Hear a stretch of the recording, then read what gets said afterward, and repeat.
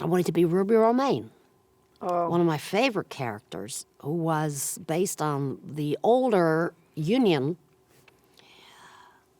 makeup artists.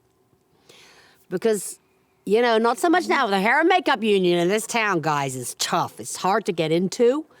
It was a little closed shop at the time. And there's some brilliant people in it, but sometimes you got to let a few more people in.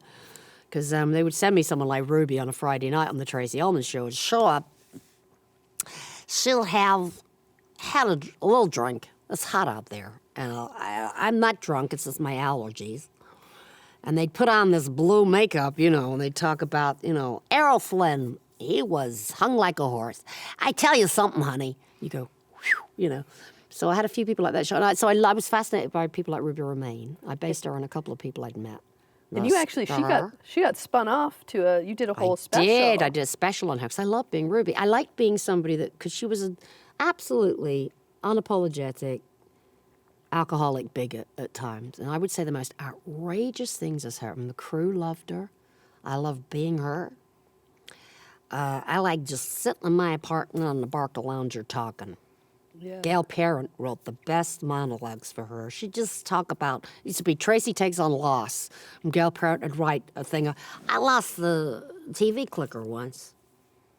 It's terrible. It was Friday night. That would be Ruby's idea of loss.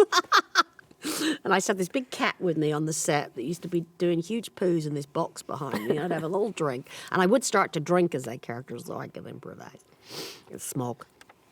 And but you see those women still with the cotton candy hair, driving around, and these big old Galaxy cars. You look, it's like a moving sofa. And they go by, and they're smoking in the car, and they live sort of just off Romaine or, North Hollywood somewhere.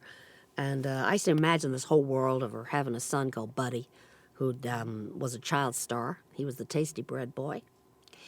And he saw Vietnam on the TV. He says, Mom, I want to be in that. And so he did.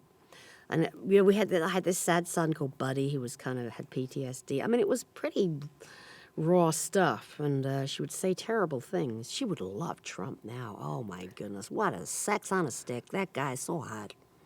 And there's nothing been done here. It's all natural. He gets a little red sometimes, but I toned that down. But she would just love it now. And she gets away with it. She'd get away with it more now. She'd say all that stuff.